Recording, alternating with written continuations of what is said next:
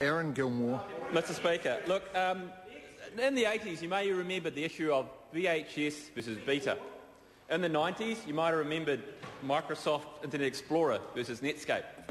In the 2000s you might have remembered the recent thing about Blu-ray Sony versus Toshiba. And Mr Speaker, this issue of smart meters and this bill before us is a very similar situation. All aspects of the technology today that are common eventually became very well adopted. But in their time, at a new stage, at the early stage, in particular in the early stage of smart metering technology, there was a lot of confusion that exists and whether we jump to the right standard of technology or not. And Mr Speaker, that is why the National Party will not be supporting this bill. It has some good aspects of it, and I must commend the member on bringing this bill to the House, and there are some aspects of this technology in the bill which I must like to touch on. But this bill will compel New Zealand to make a choice today on a set of standards and technology which isn't quite yet there, an idea that has not yet come. And I want to touch on a bit of that. First of all, people have a lot of confusion about what is a smart meter. Recently in Canterbury, Meridian Energy has been rolling out what's called almost smart meters by the Parliamentary Commissioner for the Environment. And in some way, some people call them smart meters. In other places, they would not call them smart meters, depending on your situation. In other countries of the world, particularly in Europe, in particular Italy, there have been rolling out significant numbers of smart meters, tens of millions of them. And there are very different standards that exist across the world. Recently we've seen in other parts of the world, in Germany and in the United Kingdom and also in Canada, rolling out of smart meters. Nearly every single one of them roll out a different form of technology, a different form of standard, and Mr Speaker, that is one of the critical reasons, one of the issues we have with this bill. We've seen in New Zealand, as the prior speaker talked about, New Zealand was a world leader in what was called ripple control mechanisms. In fact, in the 50s and 60s, we brought in ripple control, and we were one of the first countries in the world to do that. That allows you to control your hot water load, and it has a very useful hot water load management system. And New Zealanders have sold that technology in many places and used it. But, Mr Speaker, there is an issue with metering generally in New Zealand. Many of the iron ferrous type meters that have been in place since the 1950s are coming near the end of their natural lives. And that's why there's been some interesting debate about the issue of smart metering today. Here in Christchurch, where I live, Meridian made a call to put in a pull-in-space metering technology that will allow automatic meter reading, to stop the meter reader going to your door and actually reading the meter on your wall. And that's a good step, Mr Speaker, and the technology for that is very well developed and has actually been used very well across the US and other parts of the world. And that is the technology that we think makes sense. Mr Speaker, there's been a lot of work being put into this issue of smart metering around these issues, and in particular around how far and how smart a metering device should be. I think we all could agree, it would be, in a perfect world, it wouldn't be wonderful if we had a situation where we had devices in your home, such as your fridge or your freezer, could monitor your electricity use and turn off and on to take into account the load that may exist. And I think we will get there, Mr Speaker, and I think that will be, in our lifetime, that will occur. But it is not yet there.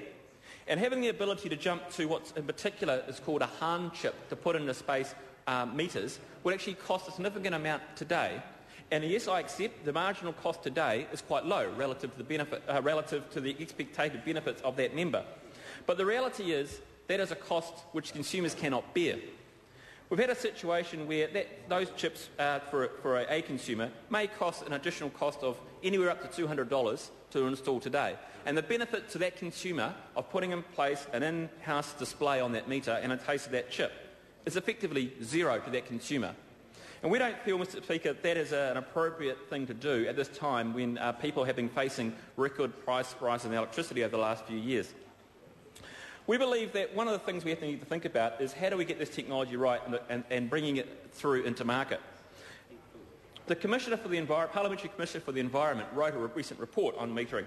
That report has been considered by the Electricity Commission, the Minister of Energy, and there has been some guidelines put in place around smart metering, and I'm pleased to say that there has been some success in the rollout of some of those smart metering.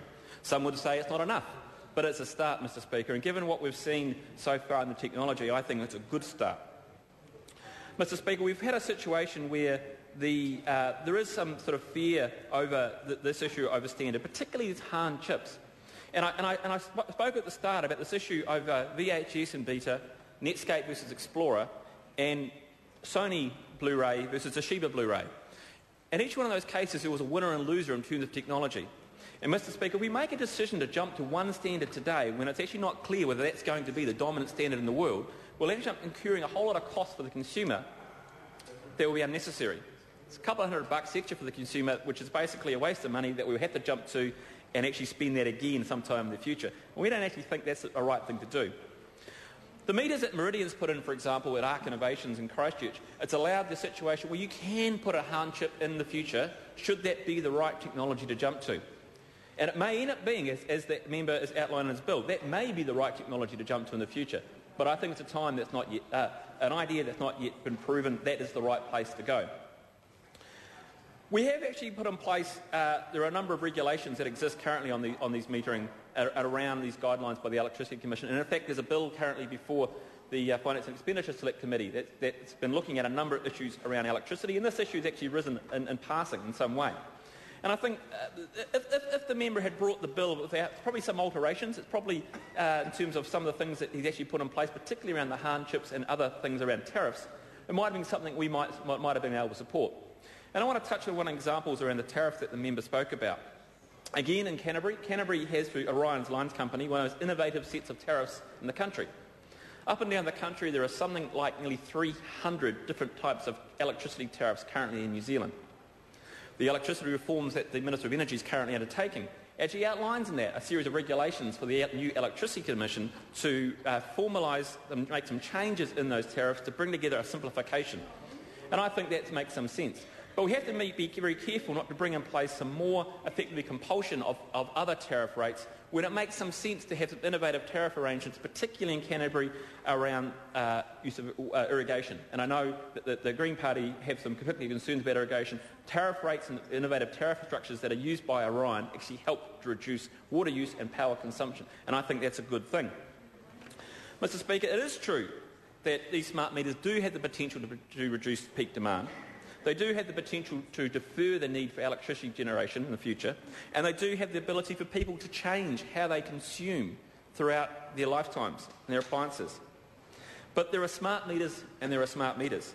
And as I outlined earlier, whether we jump now to what is probably the wrong conclusion, or whether we wait, take into account a more cautious approach to implement an arrangement where we would have meters as that is more appropriate for New Zealand, as new appliances come on the market, such as developers such as Fisher & Paykel, who are world-leading developers in technology for appliances, or who will have the ability to have devices that will be able to access a standard of communications between their meters and their devices, that will be a good thing. But we're not yet there. And I think this bill, by actually outlining some way of jumping to that decision before the technology actually there, I think, Mr Speaker, is a move too far. Finally, Mr Speaker, I think that I just want to reiterate the issue over costs, and one of the issues around some things in this bill have matters that contain probably a lot too much more detail for a bill that is probably better taken into account in terms of regulation in some way.